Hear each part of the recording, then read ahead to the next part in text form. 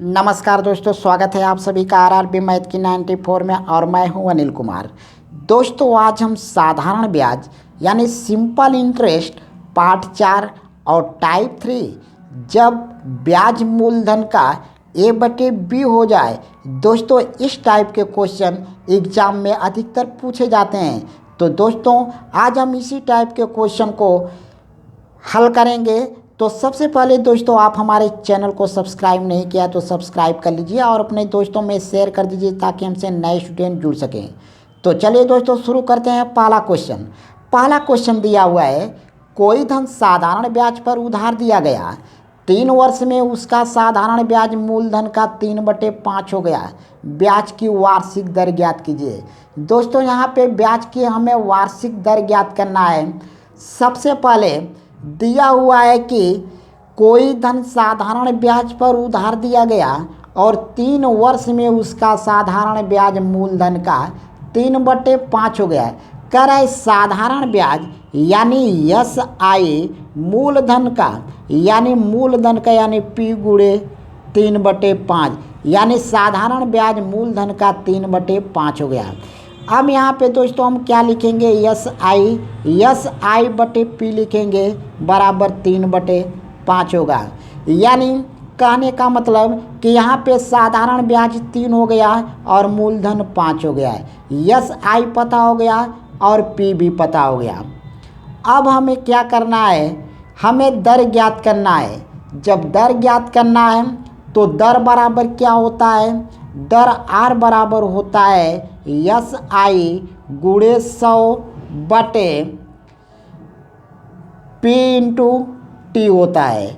अब इसके बाद दोस्तों SI दिया हुआ है, SI कितना है 3 है, तो हम यहाँ पे 3 लिखेंगे गुणे 100/P कितना है 5 है, तो P की जगह 5 लिखेंगे गुणे T कितना है यानी समय कितना है। दोस्तों समय दिया हुआ है 3 वर्ष, तो यहाँ पे हम 3 वर्ष लिखेंगे। यहाँ से 3 को कैंसिल कर देंगे और 5 से हम 100 को काटेंगे तो 20 होगा।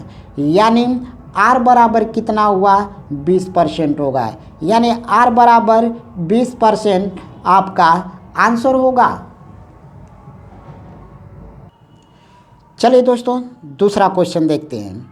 दूसरा क्वेश्चन दिया हुआ है, साधारण ब्याज पर दिए गए किसी धन का ब्याज उस धन के 3/16 के बराबर है। यदि समय की वर्षों में संख्या दर की 3 गुने के बराबर हो तो ब्याज की दर क्या होगा। दोस्तों यहाँ पे दिया हुआ है 3/16, कह रहे ब्याज उस धन के 3/16 के बराबर है, तो हम सीधे यहाँ पे लिखेंगे SI/P लिखेंगे। हम पीछे बता चुके हैं ये कैसे हुआ, और यहाँ पे 3/16 लिखेंगे। यानी जो साधारण ब्याज हुआ 3 होगा और मूलधन 16 होगा।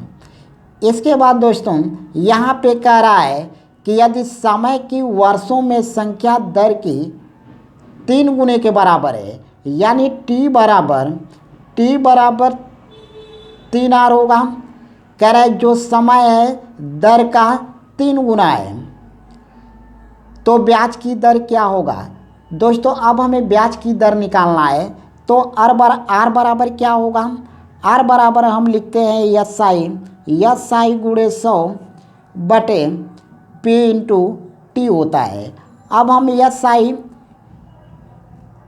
SI पता है, SI दोस्तों क्या है 3 है, हम यहाँ पे 3 लिखेंगे गुणे 100 लिखेंगे यहाँ पे, और P के जगह क्या लिखेंगे, P के जगह 16 हमें लिखना है, यहाँ पे 16 लिखेंगे गुणे T कितना है 3R है, यहाँ पे 3R लिखेंगे। यहाँ पे दोस्तों हमें R निकालना है। अब यहाँ से हम क्या करेंगे, अब यहाँ से हमें करना क्या है, 3 से 3 काट देना है, 3 से 3 कटेगा और यहाँ पे बच जाएगा R से R का गुणा कर लेंगे तो R² हो गया, और यहाँ पे बचा 100/16। R² बराबर 100/16, तो R बराबर कितना होगा, R बराबर 100 का वर्गमूल कितना होगा 10 और 16 का वर्गमूल होगा 4। जब R हम यहाँ पे स्क्वायर दोस्तों दिया हुआ है, जब स्क्वायर को हम हटाएंगे तो इधर जाकर वर्गमूल बनेगा। तो 100 का वर्गमूल 10 और 16 का वर्गमूल 4 होगा। और यहाँ से हम काटेंगे तो कितना होगा, यहाँ से जब हम काटेंगे दोस्तों तो कितना होगा, 4 दूना 8 दशमलव 4 पचे 20, यानी आर बराबर कितना होगा, आर बराबर 2.5% दोस्तों आपका आंसर होगा। तो दोस्तों मुझे उम्मीद है कि आप इस क्वेश्चन को अच्छे से समझ गए होंगे। चलिए नेक्स्ट क्वेश्चन, कोई धन साधारण ब्याज की वार्षिक दर पर दिया गया 5 वर्ष बाद उसका साधारण ब्याज उसके 1/4 के बराबर हो जाता है, ब्याज की वार्षिक दर ज्ञात कीजिए। दोस्तों इस टाइप के क्वेश्चन एग्जाम में अधिकतर पूछे जाते हैं।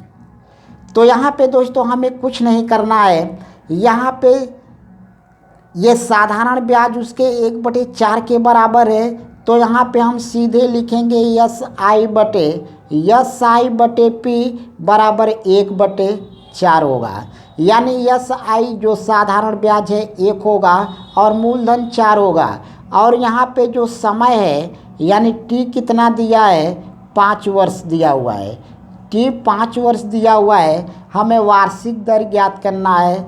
तो दर आर बराबर हम फार्मूला जानते हैं कि यस आई गुणे 100 बटे यहाँ आर निकालना है तो यहाँ पी इंटू टी होगा। और यहाँ यस आई कितना दिया हुआ है 1 गुणे 100 बटे पी कितना होगा 4, तो यहाँ 4 लिखेंगे। गुणे टी दिया हुआ है 5 वर्ष, तो यहाँ पे गुणे 5 होगा। अब यहाँ पे गुणा करेंगे तो 4 पचे 20 होगा और 20 से हम 100 को काटेंगे तो 20 पचे 100 होगा, यानी 5% दोस्तों आपका आंसर होगा। यानी आर बराबर कितना होगा, 5% होगा। चलिए दोस्तों नेक्स्ट क्वेश्चन, चौथा क्वेश्चन दिया हुआ है, किसी धन का साधारण ब्याज उस धन का 4/25 हो जाता है यदि वर्षों की संख्या दर की संख्या के बराबर हो तो ब्याज की दर ज्ञात कीजिए। यहाँ पर दोस्तों ब्याज की दर ज्ञात करना है और साधारण ब्याज उस धन का 4/25 हो जाता है, तो हम लिखेंगे यस आई बराबर यानी यस आई बटे पी और यहाँ पे 4/25 लिखेंगे। यानी यस आई कितना हो गया 4 और पी हो गया 25। अब कह रहा है यदि वर्षों की संख्या दर की संख्या के बराबर हो, वर्षों की संख्या मान लीजिए हमें नहीं पता है, तो वर्षों की संख्या मान लीजिए टी है और ये कह रहा है कि दर की संख्या के बराबर है, यानी मान लीजिए यह आर है, यानी टी बराबर आर है। तो हमें ब्याज की दर निकालना है, तो आर बराबर लिखेंगे यस आई गुणे 100 बटे पी इंटू टी।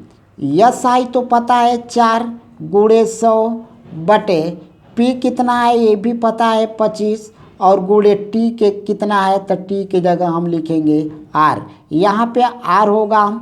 अब इसके बाद हम 25 से काटेंगे 100 को, 25 चौके 100 हो गया और आर का गुणा आर में करेंगे तो आर स्क्वायर होगा और 4 का गुणा 4 में 4 चौके 16 होगा।